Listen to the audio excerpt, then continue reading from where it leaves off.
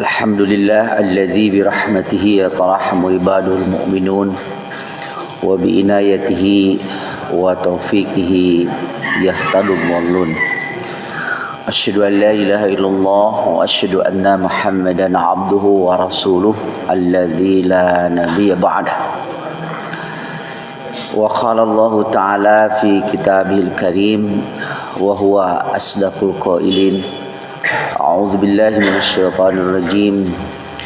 Ya ayyatuhan nafsul mutmainnah irji'i ila rabbiki radiyatan mardiyah fadkhuli fi ibadi wadkhuli jannati.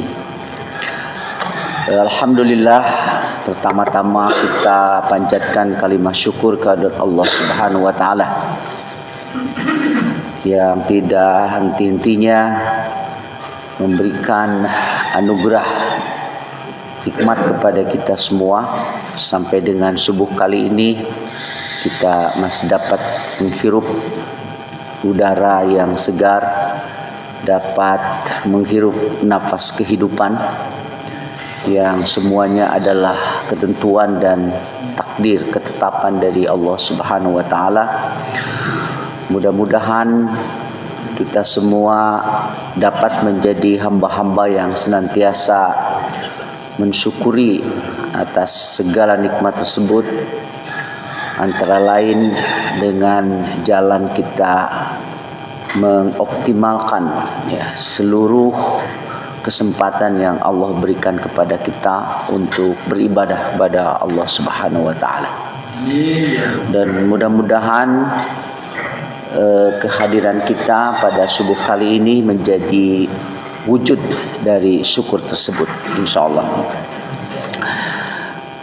Hadirin rahimakumullah, dalam bagian akhir surat Al-Fajr, sebagaimana juga tadi dibacakan oleh imam di dalam solat kita, Allah Subhanahu wa taala menyebut satu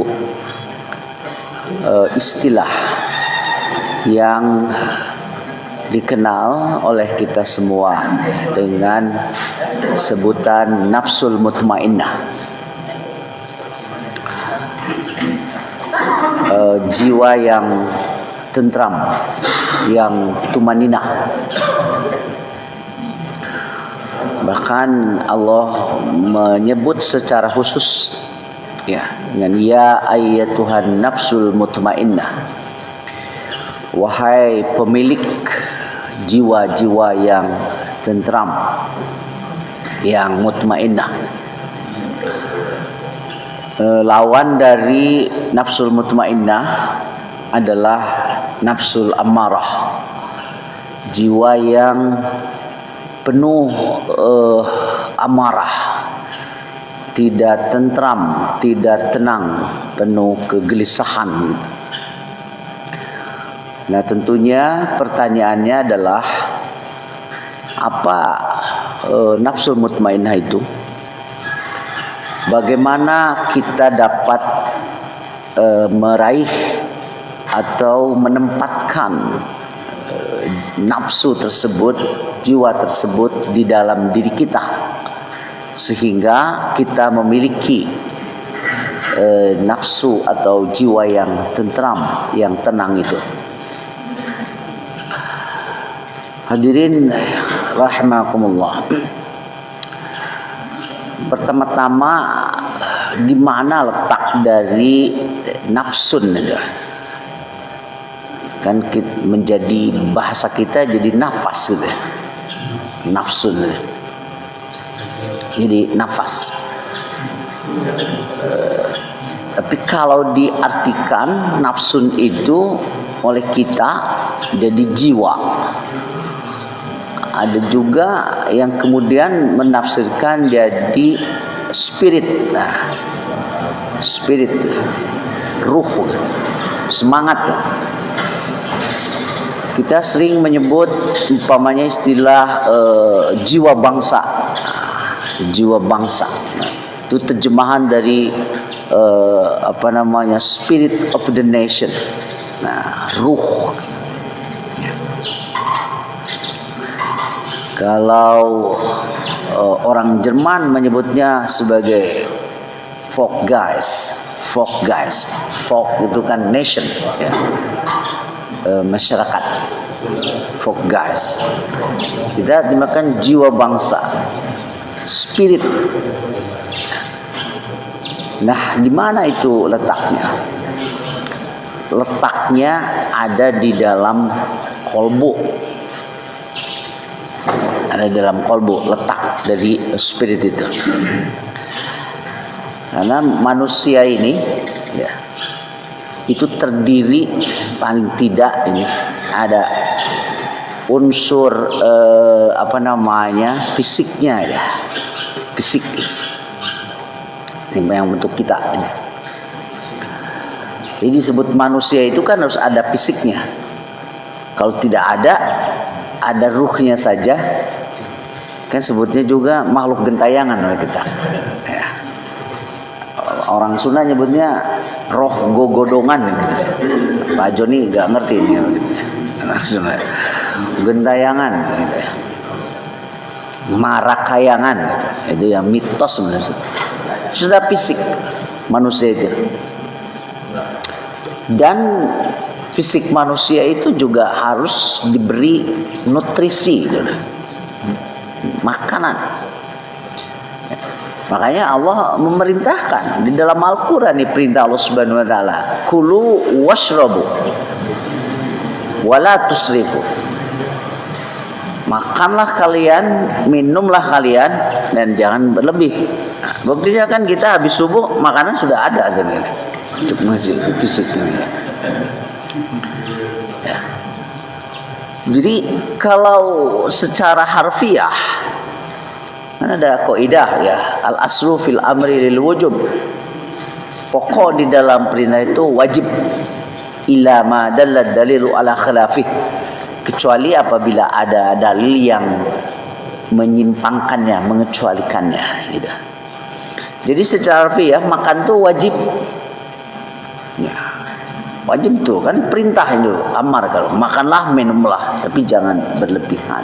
Itu terus fisik agar kita tetap eksis sebagai manusia. Karena fisik itu nutrisinya ya makanan seperti itu. Pada ayat lain, kulu wasrobu halalan thayyiban. Makanlah, minumlah kalian yang halal dan thayyib. Nah, penekanannya thayyib tuh untuk dimakan. Jadi tidak semua yang halal itu dapat dimakan. Jadi yang halalnya itu objektif gitu, objektif. Seperti ikan itu halal, ikan itu. Ya. Tapi bisa menjadi sesuatu yang dilarang untuk dikonsumsi karena tidak thayyib. Nah, itu subjektif thayyib. Itu bisa menyangkut kesehatan dan lain sebagainya. Udang itu halal. Tapi mereka yang makan udang kemudian gatal-gatal, maka bagi dia tidak thayyib. Tidak thayyib. Itu makanan ini enak, tapi harganya 2,5 juta tuh satu porsi. Itu gak thayyib, karena sekali beli itu pensiunan tinggal setengahnya gitu ya. Jadi makanan yang halal dan thayyib, enak ini makanan. Tapi kalau beli, wah, stabilitas rumah tangga terganggu. Nah, jadi kalau yang dimakan itu objeknya memang halal, ya, boleh, tapi juga ada unsur subjektif, ya, harus thayyib. Itu keras juga. Jadi thayyib bagi saya belum tentu bagi yang lain thayyib. Gitu. Orang Bandung khususnya, ya apa malah orang Indonesia pada umumnya kan makan itu harus pakai sambal aja gitu. Yang samanya pakai terasi. Tapi ada orang yang kalau makan terasi tensinya naik dia. Yang nggak tahu penyebabnya. Nah, maka nggak thayyib tuh bagi dia ya. Terus dikutuk nih sama yang suka, "Oh, kamu ini gimana ini? Ini makanan terlezat sedunia," katanya begitu ya. Tapi bagi dia tidak thayyib. Nah, ya. Itu makanya Allah tuh rambu-rambunya jelas. Kulu washrabu wala tusrifu. Nah, jangan berlebihan. Nah kan itu. Jadi sebetulnya konsep diet tuh, diet. Nah, itu mah Al-Qur'an tuh sudah dari dulu. Jangan berlebihan. Kalau diet tuh kan dikerami, diatur ya. Ya, berikutnya yang halalan thayyiban, halal dan baik, thayyib bagi kita ya. Yang kedua ada pada diri manusia itu adalah akal. Jadi disebut manusia itu selain dari fisiknya, ada akal juga manusia itu. Karena satu-satunya makhluk yang oleh Allah Subhanahu wa taala diberi akal itu hanya manusia dalam pengertian fungsinya. Jadi kalau fisiknya ya itu kan letaknya itu akal itu otak ya. Kan makhluk yang lain juga ada. Bahkan ada bapak-bapak, ibu-ibu ya yang suka makan otak itu ada ya. Oh ini makanan enak, tapi bagi saya agak toyib, saya agak suka. Tapi saya tidak mengharamkan itu, tapi tidak toyib bagi saya. Wah ini makanan lezat, wah ngeri liatnya. Kayak otak saya juga begitu gitu. Nah, ada ya yang kayak makan sop buntut juga, kan itu makanan cukup mahal ya. Yang apalagi ada sop buntut yang terkenal mahal lagi. Benar butut-butut juga musik. Tapi ada teman saya Muslim dia dari Australia datang sini sugih buntut. Wah enggak dia. Kenapa? Saya kebayang itu kan buntut sapi gini-gini cina kalau lagi jalan ya gitu. Jadi apa yang gitu. Nah saya bilang gini, kamu jangan membayangkan itu jangan makan, merem aja. Jadi setelah saya bujuk selama 6 bulan, jadi suka juga dia tuh. Nah, tapi akal sini fungsi. Kalau hewan kan punya otaknya, tapi tidak berfungsi sebagai akal untuk menangkap fenomena semesta, ya sebagai sumber ilmu. Kan sumber ilmu itu ada di semesta. Allah mengatakan sanurihim ayatina fil afaqi wa fi anfusihim.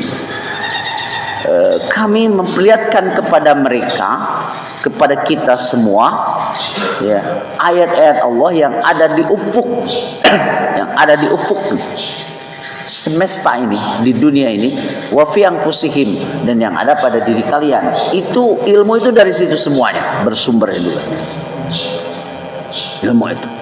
Nah, hanya manusia yang bisa menangkap fenomena itu. Ya. Contoh kemarin ada itu lini bahasa Sunda itu lini. Gempa. Nah, gempa ya. Saya nggak kerasa sebenarnya. Saya sedang baca duduk nih. Kok ada kursi dikit-dikit gitunya. Memang kursinya sengaja bisa teman gitu. Oh mungkin ini. Tapi 5 menit kemudian kata saya, itu tadi kerasa nggak ada gempa? Enggak sebenarnya. Jadi alhamdulillahnya saya jarang terasa ada gempa gitu ya. Alhamdulillah. Kecuali kalau gede-gede. Gempa itu fenomena. Kan jadi ilmu itu untuk manusia. Jadi ilmu paling tidak manusia tidak bisa mencegah itu, tapi bisa mendeteksi. Nah sekarang kan sudah dikasih peringatan tuh nanti ada megatrust katanya ya, yang akan lewat ke sini ke Liung Bandung. Nah, megatrust lewat ke Liung Bandung, kecuali depan rumah saya tuh dikecualikan. Kalau Pak Joni lewat gitu. Sesar Lembang udah dikasih peringatan. Jadi ilmu. Bahkan di Jepang yang setiap bulan tuh ada gempa katanya. Kata orang Jepang itu udah biasa. Mereka itu kan sudah punya mitigasi yang luar biasa. Ya, mereka kemana harus berlindung. Bahkan istilah yang sangat terkenal menjadi kita tsunami itu kan karena khas di Jepang. Mereka menyebut tsunami. Ya kalau bagi makhluk selain manusia semua fenomena itu ya biasa-biasa aja, bisa. Makanya karena Allah tidak memberikan akal pada makhluk selain manusia, juga tidak dimintai pertanggungjawaban. Gak ada itu dikatakan hewan masuk neraka. Satu alasannya karena gak diberikan akal, tidak dimintai pertanggungjawaban. Dan kenapa manusia itu diperintahkan oleh Allah Subhanahu wa taala untuk beribadah? Karena manusia itu berakal. Jadi orang yang beribadah itu mereka yang akalnya itu jalan. Di situ. Karena semua perintah ibadah dari Allah Subhanahu wa taala itu akan sesuai dengan fitrah manusia, dengan fitrah akalnya. Tidak ada peribadahan itu yang menjadikan manusia itu menderita sebagainya, tidak ada. Tidak ada. Makanya ketika manusia akalnya tidak berfungsi, itu dia turun kualitas derajat kemanusiaannya itu. Mungkin turun setengah tuh, jadi setengah manusia dia, atau manusia setengah matang. Kalau dia akalnya tidak berfungsi dan tidak perlu beribadah, dikecualikan. Kenapa dikecualikan? Karena akalnya tidak berfungsi. Tidak berfungsi itu akal. Itu namanya majnun. Nah, kita sebut orang gila. Tapi kata Rasul, jangan. Itu mah bukan orang gila, orang yang kena musibah. Kena musibah. Kenapa? Karena dia banyak masalah. Sebagaimana halnya kita semua kan tiap hari ada masalah. Tapi dia itu boleh dikatakan kehabisan akal untuk menyelesaikan itu gitu ya. Makanya koslet, kata orang Bandung mah ngegerbek gitu ya. Jadi akalnya tertutup, disebut majnun. Biasanya itu karena dia kurang bersilaturahim, bukan masalah gitu ya. Ini Pak Joni tahu persis, kurang psikolog gitu ya. Makanya kan psikolog tuh kerjanya dengerin curhat. Orang curhat kan dalam rangka membuka akal ya di situ ya. Makanya orang curhat itu senang dia ketika didengerin itunya. Tapi yang dengerinnya pusingnya. Makanya jangan sering-sering itu curhat. Nah, jadi datang ke Pak Joni ini psikolog, pusing dengerin itu, makanya dibayar psikolog karena pusing dengerin curhat itu ya. Nah, jadi kita sedapat mungkin seperlunya aja kalau curhat itu. Yang paling bagus saling curhat. Contohnya para pensiunan itu kan curhat, informasi penyakit. Nah, ini ngasih penyakit ini penyakit ini. Mereka jadi sembuh kalau gitu. Ya. Sebetulnya yang sembuh itu karena mengemukakan yang itu. Ya. Jadi coba kalau di rumah tidak ada teman itu. Nah, konon katanya ya Pak Joni itu lebih tahu. Yang majnun itu harus didekati kata Rasul. Diajak bicara. Makanya kan mereka suka bicara sendiri. Ya, itu mencurhat, diajak bicara di situ ya. Itu. Nah itu mah bukan yang gila kata Rasul. Ya otaknya aja sedang kurang berfungsi. Gitu. Kalau yang gila sebenar-benarnya gila itu adalah yang sombong, ya, yang istikbar. Itu yang gila sebenar-benar gila. Padahal dia tidak punya duit, ingin menampilkan diri sebagai yang banyak uang, kan pusing. Akhirnya unjam-injem.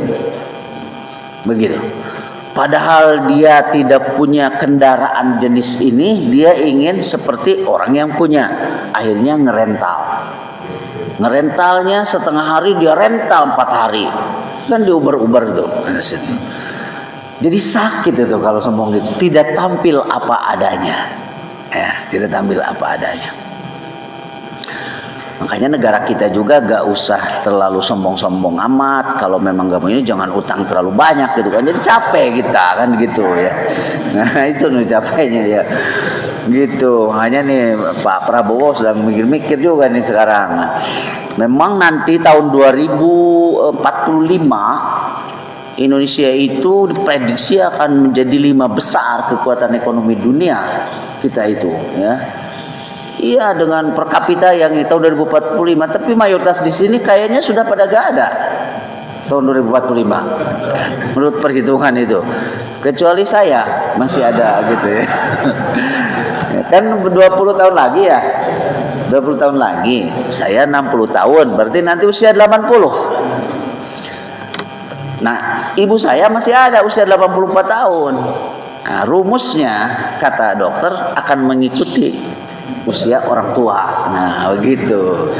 Makanya saya optimis. Ibu saya 84 masih sehat-sehat. Ada gitu ya. Jadi nanti Indonesia emas itu saya masih ada. Mayoritas di sini kiri kanan kayaknya potensial untuk mayoritas tidak ada gitu ya. Ketika Indonesia sudah menjadi kekuatan 5 besar dunia ya. Jadi mungkin penghasilan minimal nanti itu sekitar 40.000 dolar ya, 40.000 dolar maksud itu. Nah, jadi bapak-bapak yang ibu yang udah gak ada ya melihat dari alam sana aja gitu ya. Akal tuh ya.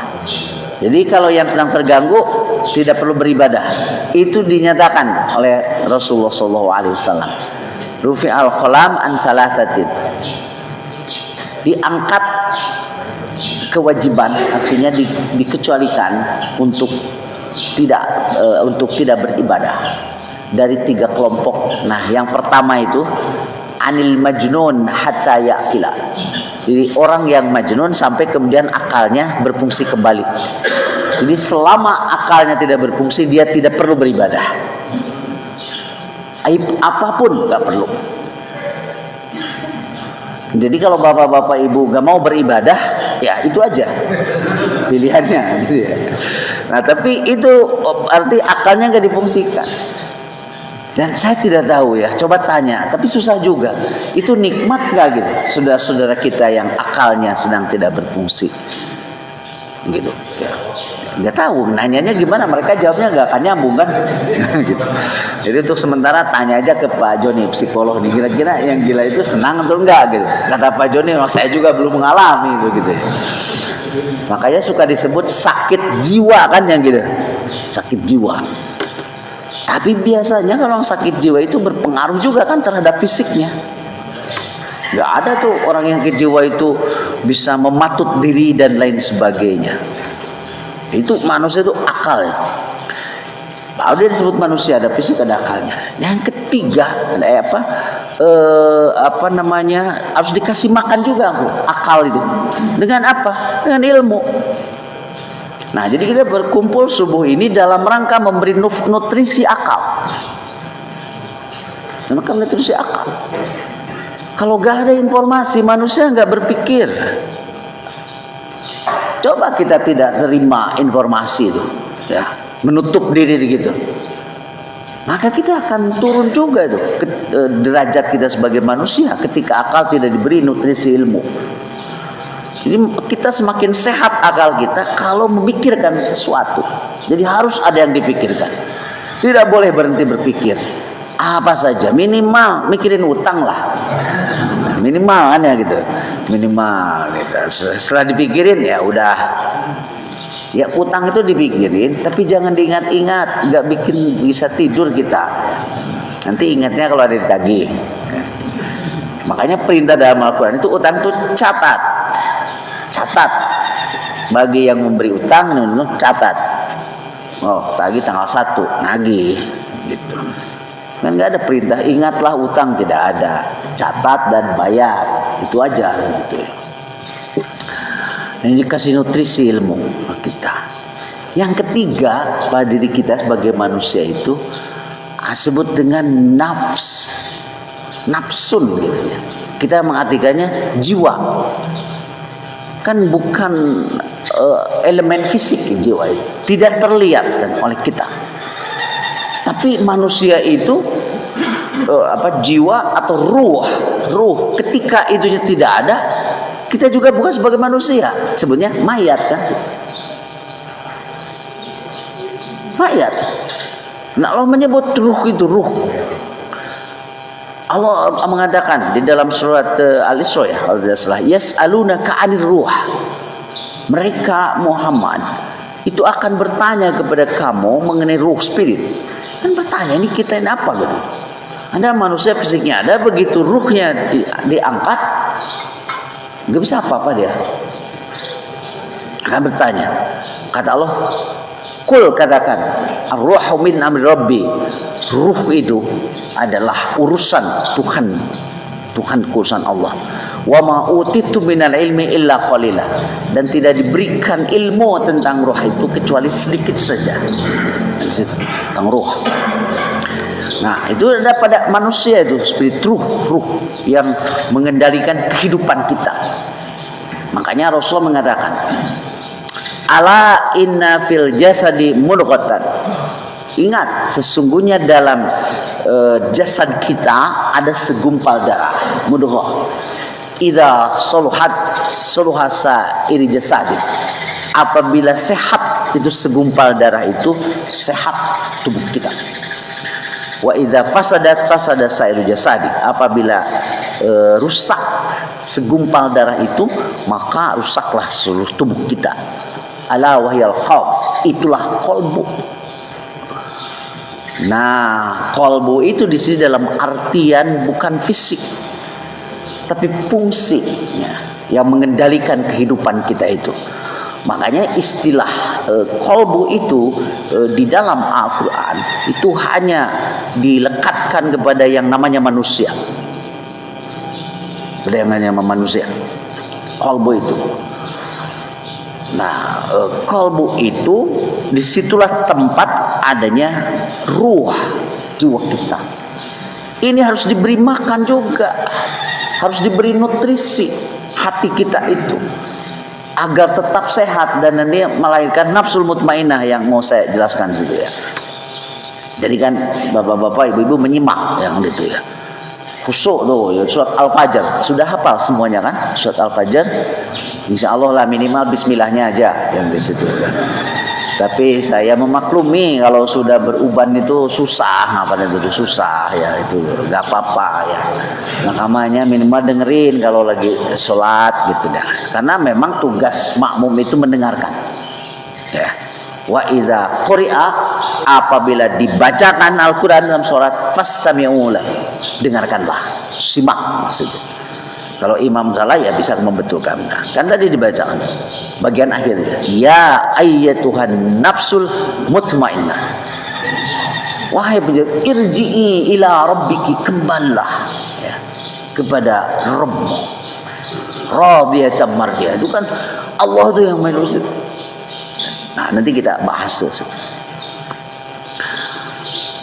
Hanya manusia yang beri qalbu. Ya. Dalam artian fungsinya. Kalau hewan tidak ada. Ya. Gak pernah kita mengatakan ini harimau tuh gak punya hati nih. Ya, gak begitu kan? Karena memang dia tidak punya itu. Bahkan sudah menjadi bagian dari siklus alam. Tanya kepada kijang yang tiap hari diterkam sama harimau, ya memang udah fitrahnya seperti itu, mungkin gak sakit juga dia. Ya sudah biasa aja. Itu udah gak pernah kita mengatakan kepada harimau atau singa itu sebagai gak punya pri kehewanan gitu. Nggak ada ya di situ ya. Justru ketika manusia tidak berfungsi hatinya, Allah mengatakan ulaika kal an'am. Nah, gitu kan, ulaika kal an'am. Mereka itu seperti binatang. Nah, jadi ada jiwa tuh dalam qalbu, harus diberi nutrisi. Apa nutrisinya? Agama. Jadi kita ini sebagai manusia ini ada 3 nutrisi yang diperlukan. Nutrisi fisik, makan kita. Untuk nutrisi akal dengan ilmu. Nutrisi ini agar jiwa itu tenang dan dengan agama. Makanya agama itu adalah urusan hati. Nanti saya jelaskan tuh apa yang dimaksud hati. Urusan hati. Jadi dengan beragama itu hati kita menjadi tenteram. Jadi jangan kemudian beragama jadi riuh. Nah, berarti salah kita memahami itu. Ya sudah dikatakan oleh Rasul, ad-dinu yusrun, din itu ringan. Kalau ada orang merasa berat beragama, kitanya nggak paham. Dan tugas para ulama juga di dalam menjelaskan agama itu yassiru wala tu'assiru. Ya, entengkanlah tuh urusan agama, jangan kemudian diberat-beratkan. gitu. Itu para ulama tugas satu yassiru wala tu'assiru. Entengkan.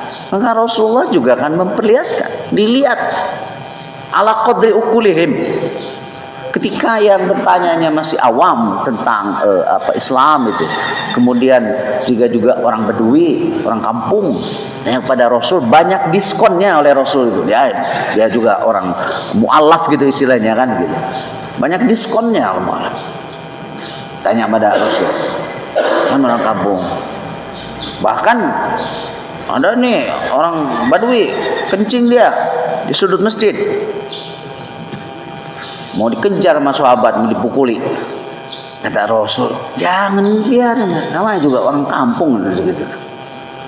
Udah suruh aja di situ. Nanti kalau kau kejar dia lari-lari, itu kencingnya kemana-mana. Kata Rasul. Nah, biarin aja. Udah tahu orang gitu, mau digebukin lagi. Jangan, kata Rasul.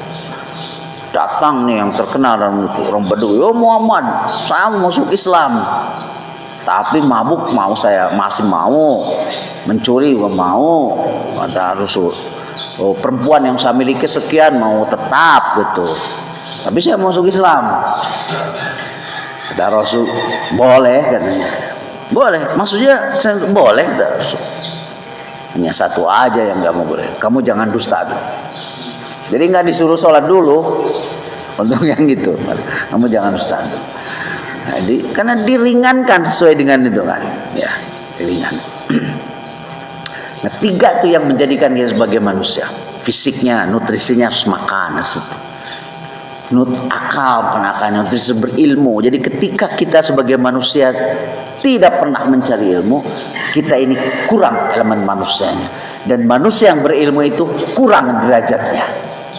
Turun dia derajatnya sebagai manusia, dan itu terbukti dalam kehidupan kita. Gak pernah ada satu masyarakat yang sejahtera yang dihuni oleh orang-orang yang bodoh, gak ada. Makanya pembukaan Undang-Undang Dasar 45 kita mencerdaskan kehidupan bangsa. Itu kan Undang-Undang 45 kita. Makanya satu-satunya di dunia yang di dalam konstitusi disebut anggaran pendidikan itu 20%. Di sekarang itu sekitar 700 triliun. Tapi sayangnya penggunanya nggak benar, salah ngatur. Nah, dari mana nih? Saya tahu, karena 2 bulan lalu saya RDP dengan Komisi 10. RDP dengan Komisi 10. Ternyata yang dikelola oleh Kemendikbud itu cuma 97 triliun, cuma 15%. Coba bayangkan. Kita membayangkannya 20%, 700. Kalau 700 triliun itu semuanya gratis sampai dengan itu. Jadi kemarin UKT naik itu ini negaranya. Ternyata dipakai untuk macam-macam. Bahkan yang 50%-nya dipakai untuk apa coba Bapak-bapak? Untuk dana alokasi khusus dan dana desa. Ngambilnya dari pendidikan. Coba bayangkan. Jadi kenapa ngambil dari dana pendidikan? Jadi kalau ada ini semua presiden itu tidak melaksanakan konsep itu. Gila itu, hanya Indonesia yang menyebut angka dalam konstitusinya. 20%. Itu 700 triliun. Makanya saya usul coba di ini. Kan sampai dibentuk panja tuh. Karena 50% aja kelola oleh pendidikan. Berarti 350 triliun. Mungkin belum nyampe itu ke gratis uang kuliah di PTN itu, tapi akan turun menurut saya itu sampai 50%. Sampai 50%. Termasuk SMS itu gratis. Sekarang 97 triliun. 100 lagi ente. Itu. Jadi kenapa nih kita masih kalah di ASEAN untuk gitunya? Karena anggaran pendidikannya belum optimal pada di situ. Itu nutrisi angkanya. Jadi udah benar masih bisa mencerdaskan gitu, benar harus cerdas dulu. Nah, saya ingin fokus sekarang yang tadi itu untuk nutrisi jiwa agama itu yang ada dalam kolbu. Nah, kita sedikit dulu menjelaskan apa itu kolbu. Itu kolbu itu apa? Di mana di situ bersemayamnya jiwa ruh yang mengelola, membimbing kehidupan kita. Nah, itu kan manusia itu tergantung hatinya. Dan ilmu itu ada di kolbu. Jadi ketika nutrisi kok jiwa atau kolbu itu dengan agama, itu hati itu dalam pengertian di situ bukan saja menyangkut aspek rasa, tapi juga aspek rasio. Gitu. Jadi kalau Agim dulu terus menyebut dia manajemen kolbu, nah Agim itu baru satu sisi itu yang dia manage, itu manajemen rasanya, tapi manajemen rasionya enggak. Nah, kolbu itu dari kata koluba ya. Koluba artinya yang dibolak-balik. Koluba. Makanya sesuatu yang terbalik bisa dibolak namanya maklub. Maklub. Siapa yang membolak-balik hati itu adalah Allah. Makanya kenapa kalau hati kita ingin terbolak-balik secara benar, maka kita mohon kepada yang memiliki kuasa membolak-balik itu. Itu Allah Subhanahu wa taala. Ya, makanya Allah kan suka diseru oleh kita, ya muqallibal qulub, wahai maha pembolak-balik hati. Gitu. Sabbit qalbi ala dinik. Tetapkanlah hatiku ini untuk tetap berada pada agama, bukan jadi hati. Jadi disebut qalbu itu karena bisa dibolak-balik. Kenapa bisa dibolak-balik? Karena hati manusia ada dua sisi. Kalau satu muka kan nggak bisa dibolak-balik, gitu. Ya, ini dua muka hati itu. Muka yang pertama, jadi one side dari satu sisi muka yang pertama. Itu adalah sisi hati yang terkait dengan persoalan-persoalan rasa. Persoalan-persoalan rasa.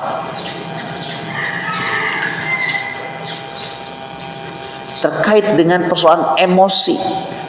Emosi itu kan bisa sedih, marah, empati, simpati. Kalau kita simpati kepada penderitaan orang lain, itu berarti hati kita masih berfungsi.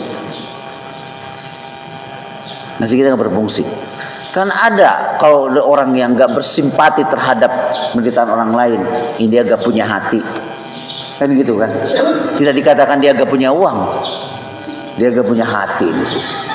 Nah itu ada di sisi rasa pada hati itu, dia punya simpati, empati, marah, sedih, gembira. Ya. Gembira, nah itu sisi rasa. Sisi rasa, saya sebut rasa tuh. Ya, supaya enak aja, ini rasa, ini rasio gitu ya. Nah, sisi yang satunya lagi itu sisi rasio. Itu hati juga.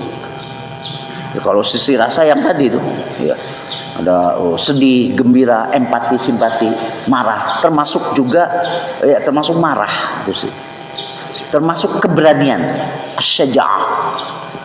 Kalau orang memiliki keberanian tuh dorongannya di hati, bukan akal.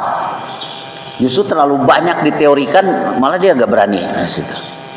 Ya, makanya jenderal juga kan ada jenderal pemikir, ada jenderal tempur, kan gitu. Kalau jenderal tempur itu sisi rasanya kan gitu, dia kan asyaja'ah, dan berani, kan begitu.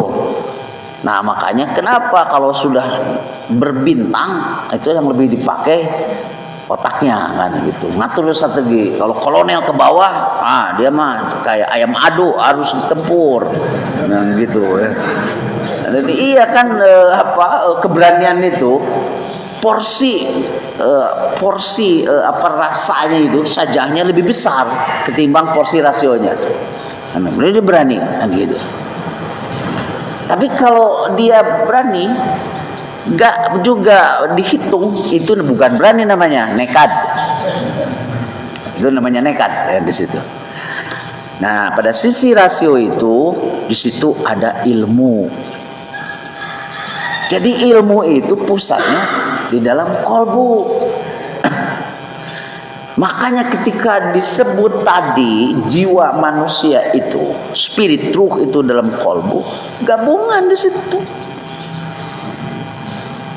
Jadi manusia yang berjiwa itu manusia yang aspek rasa dan rasio itu bergabung di situ. Ada itu hewan tuh, ada dia punya simpati itu, tapi insting aja gitu. Terbatas dia, berbeda dengan manusia karena tetap ada pertimbangan rasionya dia. Di situ. Nah, itu hanya di dalam kolbu tuh. Bolak-balik. Di dalam kolbu. Makanya Allah Subhanahu wa taala, Bapak-bapak, Ibu-ibu, mengatakan dalam surat Al-A'raf ya, walaqad dzara'na li jahannama katsiran minal jinni wal ins. Kami akan memenuhi jahanam itu isinya jin dan manusia. Yang bagaimana lahum qulubun la yafqahuna biha. Mereka yang punya kolbu tapi tidak faqih. Nah, itu faqih. Kata faqih itu adalah kata yang digunakan ketika seseorang dia di dalam menyelesaikan sesuatu, dia mengkombinasikan, memfungsikan kolbu, aspek rasa dan rasionya, bukan hanya rasionya saja gitu. Makanya pemutus tuh ya hakim gitu ya, hakim dia seorang faqih, harusnya, karena dia ketika memutuskan itu bukan saja pertimbangan akalnya atau semata-mata rasa, terus digabung. Nah, gitu. Kalau orang Sunda menyebut pinuhku rasa surti ya. Pak Joni nggak ngerti juga ya surti ya. Jadi gini lah surti itu. Datang nih ke bapak, ibu, ke Pak Joni siapa, temen, bicara dia banyak tuh. Bicara banyak kebutuhan dan lain sebagainya gitu. Ini udah sejam nih terus dari situ. Kalau yang surti mah gini kata Pak Joni, oh iya. Jadi berapa kebutuhannya? Karena dia datang itu mau pinjam duit. Ini mah udah sejam gitu terus aja kita menerangin. Agak surti nih Pak Joni itu. Ya gak peka nah itu ya. Bagian dari surti itu peka gitu dari situ. Jadi dia paham maksudnya. Karena dia juga enggak to the point, enggak tongmol gitu langsung di situ. Jadi kalau ada teman kita, saudara kita datang, pendahuluannya panjang, itu mau pinjam duit. Iya kan? Mau pinjam duit tuh. Kalau ke bank nggak perlu pakai pendahuluan karena bank itu didirikan antara lain untuk memberikan pinjaman, bang. Nah, tapi kan kita bukan bank, makanya ketika orang datang dia akan kasih pendahuluan yang panjang. Nah, jadi dari sekarang saya udah kasih. Kalau nanti ada ke bapak ibu yang pendahuluannya panjang, kudu surti itu, dia perlu uang. Gitu. Jadi tinggal gini, kebetulan ada rezeki, jadi berapa punya itu. Wah, didoakannya tiap hari tuh kalau kita surti gitu. Nah, atau kalau nggak kebetulan ini, saya juga sama gak punya ini. Tapi teman saya, Pak Suprianto ini punya. Nah, mari ke teman saya. Nah, gitu. Jadi kali kasih jalan keluar atau saya insya Allah dapat rezeki seminggu lagi. Bagaimana kalau minggu depan? Nah, ada selalu gitu. Kalau upaya yang terakhir, saya ada kenalan di bank. Bagaimana kalau saya antar ke bank? Kan bisa juga begitu ya, bisa juga jalan keluar. Mereka punya kolbu, tapi tidak faqih, dan tidak digunakan untuk kolbunya oleh Allah Subhanahu Wa Taala. Nah, bapak-bapak, ibu-ibu, kerjanya kolbu itu kerja rasa dan rasio kan begitu. Ini diterjemahkan ini, ditafsirkan menurut saya, dijelaskan ya dengan sangat baik untuk menjelaskan bagaimana sisi rasa dan rasio itu bekerja sehingga menghasilkan nafsul mutmainnah. Dijelaskan dengan sangat baik oleh Syekhul Islam ya. Ini panggilannya Syekhul Islam Ibnu Taimiyah. Dia kan seorang ulama yang polimath, yaitu ahli fikih, filsafat, matematika, pejuang kan di situ ya. Polimath dia.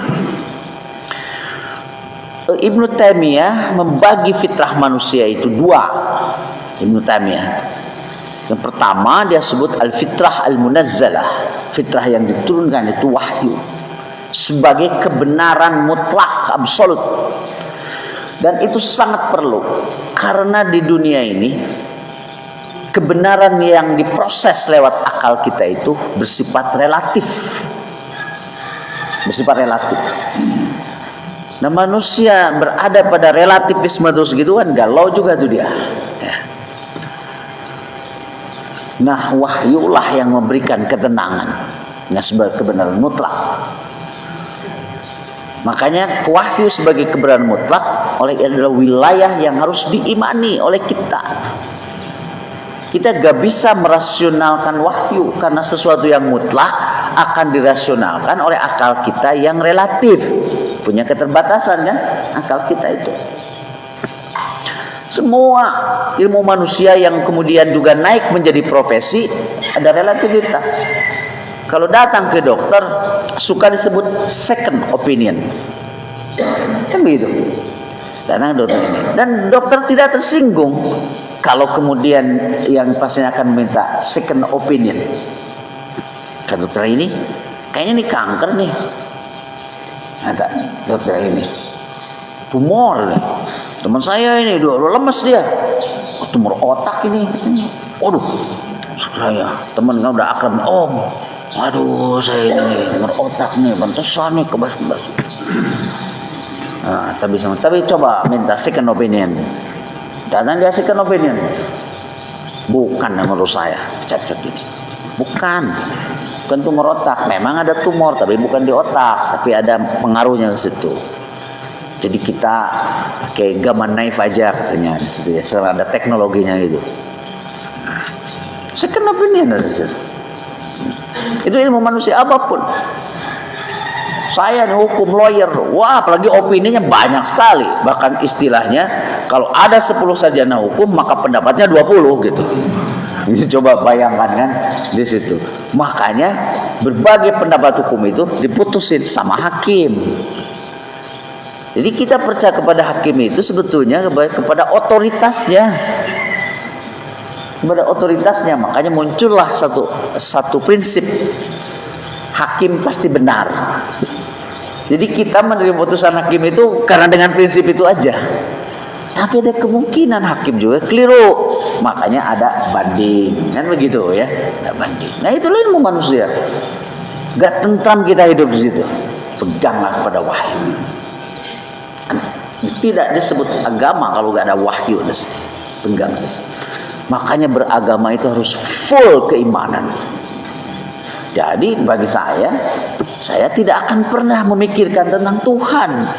Bagaimana saya berpikir yang maha absolut, maha mutlak, maha benar oleh saya yang tidak absolut, yang serba relatif gitu.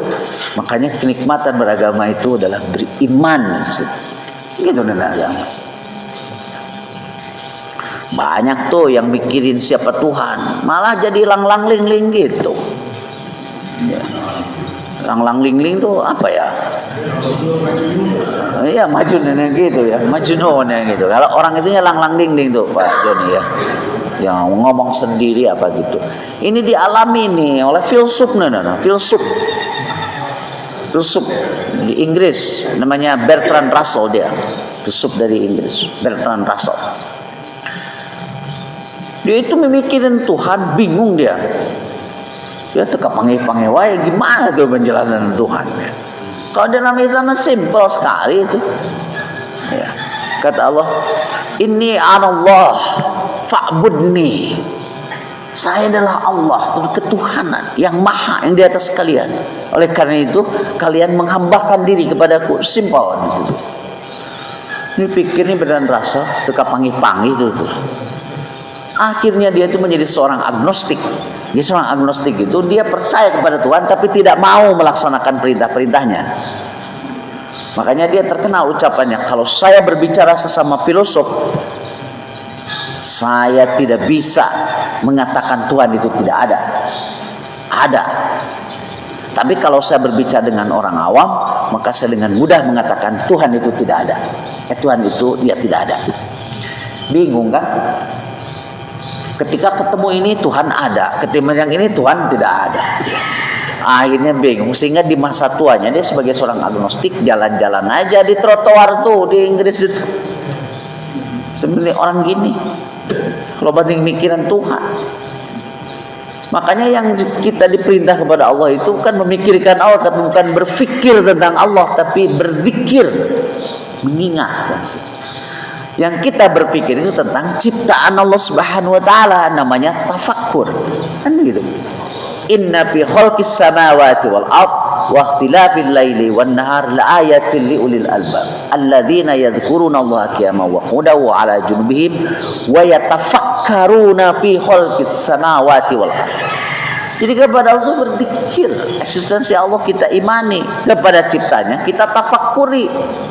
Jangan dibalik, hari ke Allah dipikir ciptaannya, didikir liar ada situ. Nah itu nikmat kita beragama. Nah, kata Ibnu Taimiyah, fitrah yang kedua itu satu, kata beliau, quwwatul aql. Allah memberikan kepada kita itu kekuatan akal yang tidak diberikan kepada makhluk yang lain. Dengan kekuatan akal itu kita bisa membedakan ini yang benar, ini yang salah. Kan kita pelajari itu Al-Quran, ayat-ayat Quraniyah, ayat-ayat kauniyah dengan akal. Makanya Al-Quran itu menyebut la'allakum ta'qilun, tatafakkarun. Itu hanya kepada manusia. Dan oleh karena akalnya manusia diminta untuk beribadah. Gitu. Jadi dengan akal inilah kita tahu ini yang benar, ini yang salah. Kita menggali fenomena semesta ini, menjadikanlah ilmu dengan akal. Bahkan puncaknya kita menjadi ma'rifat kepada Allah Subhanahu wa taala. Tahu siapa Allah Subhanahu wa taala. Memang dialah yang maha. Yang maha. Dulu terkenal kan perdebatan Imam Ahmad, katanya debatnya sama ateis yang enggak percaya Tuhan.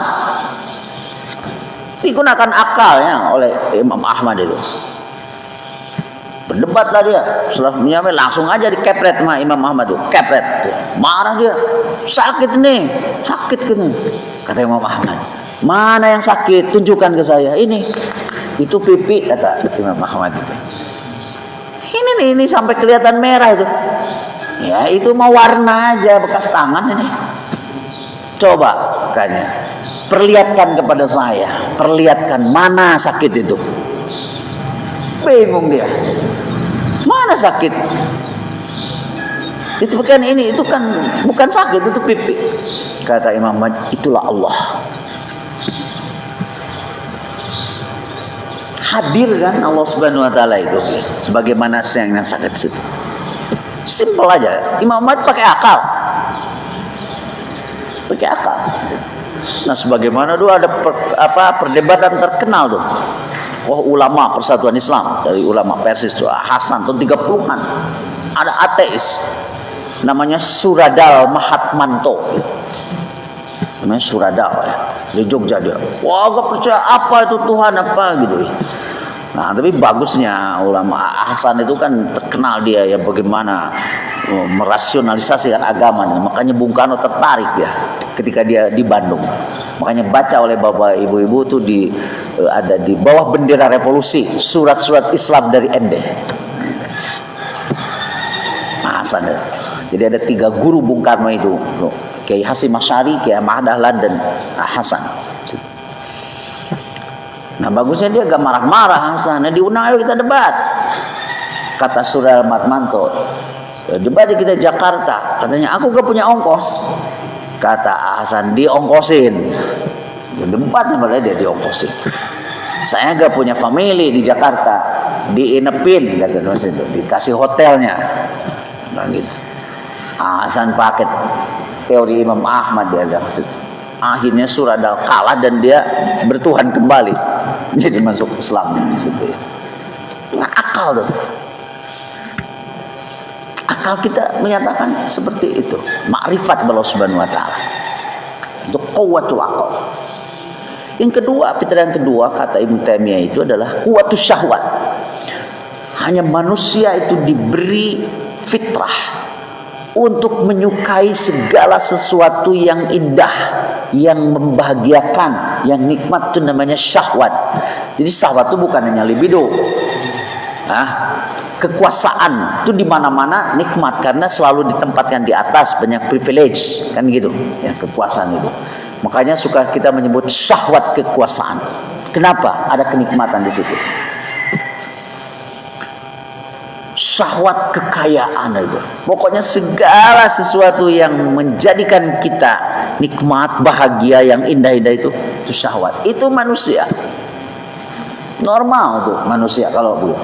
Jadi kalau dikatakan umpamanya bapak-bapak ibu mau jadi presiden, ya itu fitrah. Justru yang punya putra, yang nggak punya cita-cita, ya nggak punya cita-cita, nggak boleh mengatakan itu ambisi itu fitrah. Yang kemudian agak bertengah itu yang ambisius karena dia nggak jalan tuh otaknya. Yang ambisius biasanya nggak jalan itunya. Saya punya ambisi jadi presiden, tapi saya nggak yang ambisius karena aduh kalau sekarang gini saya nggak punya uang 1 triliun, gitu kan. Saya kalau jadi presiden tuh bisa sekali. Pak Jokowi aja bisa, apalagi saya gitu ya. Hanya yang masalahnya itu terpilih enggak kan gitu ya. Kalau udah jadi presidennya mah gampang kali ya, gampang. Quwwatus syahwat berikan tuh kepada manusia, quwwatus syahwat itu. Yang ketiga, manusia juga diberi fitrah kata Ibnu Taimiyah itu dia sebut quwwatul ghadab, adalah power, kekuatan, daya untuk senantiasa menghindari dari hal-hal yang membahayakan. Itu manusia itu fitrah. Manusia normal itu punya quwwatul ghadab. Pensiunan 5 juta, kalau dia pinjamnya 1 miliar, membahayakan itu, nggak akan ada di situ, nggak akan terjadi. Ya, jalan ini dia ada jurang dihindari oleh dia, itu hanya manusia yang di situ. Nah, itu hanya manusia. Makanya manusia itu bikin teknologi semua transportasi kayaknya nggak ada rem semua tuh. Ya, coba kendaraan apa yang nggak ada remnya? Karena dari quwwatul ghadab bagaimana berbahaya kalau gitu. Pesawat aja meskipun di udara tapi kan satu saat entrep ya. Landing juga. Itu kan perlu rem di situ. Ya, ada apa namanya di breaker. Ada rem di situ. Hanya nama diurang men kadang-kadang gitu guys. Gua diberi rem nah motor. Kalau klaksonnya dipakai. Jadi kita keluar dari fitrah, ya. Makanya negara-negara yang kebanyakan motor pada umumnya gak maju, karena kita ketika memakainya keluar dari fitrah. Ada nih nenek-nenek, aki-aki mereka mentas di klaksonan, jadi pingsan itu jantung. Rem dong dia. Makanya akhirnya dari survei saya, tidak ada negara maju, di negara yang banyak motornya maju, nggak ada. Di ASEAN, Indonesia paling banyak motor, kalah majunya sama Malaysia karena motornya sedikit. Vietnam motornya banyak, tapi sekarang mulai berkurang, melampaui Indonesia. Filipina motornya banyak, sama ini nggak maju. Singapura nggak ada di situ. India. Sialannya Jepang, dia yang bikin motor di kesini semua, di jalannya nggak ada. Saya terakhir ke Jepang, saya nginep di guest house Keio University, universitas swasta tertua. Selama 2 minggu, ini dari pemantauan saya itu, Pak, saya hanya menemukan 20 motor aja lewat gitu di situ. Dan itu kemudian dipakai untuk tukang pos nanti di situ. Makanya ketemu profesornya. Saya bilang, Anda udah pernah ke Indonesia enggak? Belum pernah, sialan ini. Anda bikin aja di situ, bikin kami ini macet, terpolusi. Ketawa-ketawa dia di situ. Coba lihat itu dia, klakson kita. Mobil juga. Di dunia ini nomor 1 negara yang bunyi klakson paling banyak India. Ruwet dan itu. Jadi nanaon di India mau tot gini aja terus gitu. Gini itu. Mesir itu. Sama juga. Dia Mesir itu. Makanya saya baru ke Kairo, kok nggak ada taksi yang mulus gitu di situ. Kayaknya di situ tuh, kalau lihat ada mobil mulus teh si supirnya teh nggak seneng, makanya gabret apa gitu. Iya, oh gini ya. Coba sadarlah kita ini, kok pakai klakson? Rem dong ada di situ, rem. Ciri negara maju itu lah gak ada tuh bunyi klakson di situ. Ini contohnya. Nah karena rem itu fitrah tuh, menghindar dan membahayakan, bahaya nih kalau di sini. Rem di sini. Pokoknya kalau ingin kita maju, kurangi jumlah motor, kembalikan ke Jepang. Di situ perbaiki transportasi umum dan naiklah sepeda. Makanya kenapa saya kesini naik sepeda? Ya supaya lumayan lah.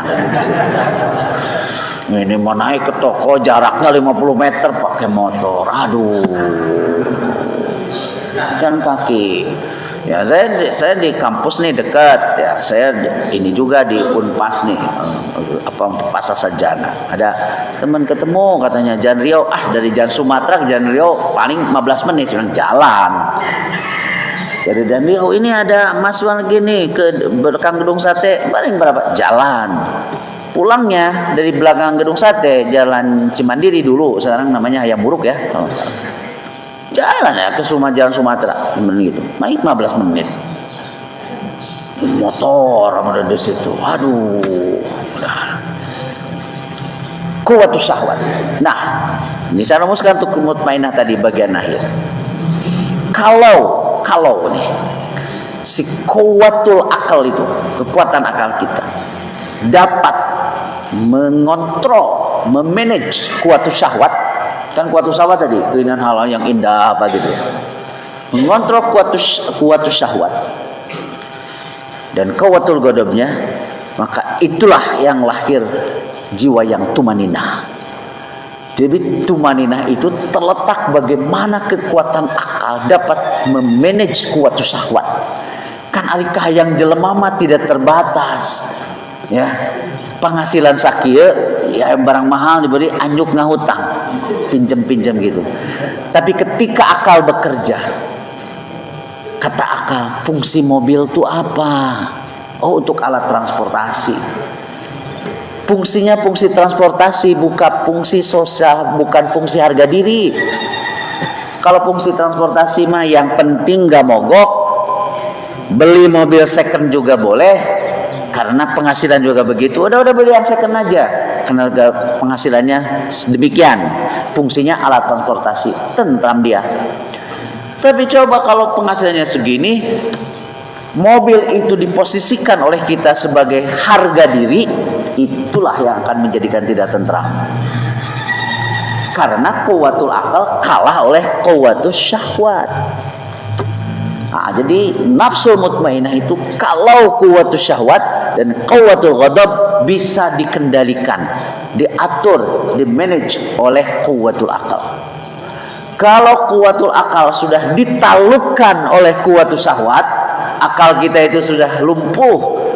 Yang berkuasa adalah syahwati kita, maka jadilah dalam diri kita itu tumbuh nafsul ammarah. La ammaratum bisu. Kalau sudah ada nafsul ammarah mengarah ke membuka berbagai pintu ketidakbaikan. Itulah amarah mata kalau amarah, amak-amakan dan lain sebagainya, nipu dan lain sebagainya. Karena akal sudah tunduk kepada syahwat. Macam-macam, syahwat kekuasaan, syahwat kekayaan dan lain sebagainya. Kan begitu. Yang tunduk kepada syahwat kekuasaan, dia punya duit. Sekarang untuk mencapai ke situ harus punya duit. Dia pinjam ke bank, ya, menggadaikan apa gitu, ternyata kalah.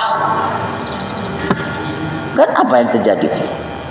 Nah, makanya mari kita semua untuk menghadirkan dalam diri kita itu nafsul mutmainnah. Rumusnya yang tadi, kuwatus syahwat, kuwatul ghadab harus dikontrol oleh kuwatul akal. Kembali lagi manusia itu akal. Nutrisinya apa? Ilmu. Makanya kalau kuwatul akal kita ingin berfungsi, kasih gizi-gizi ilmu terus kayak kita.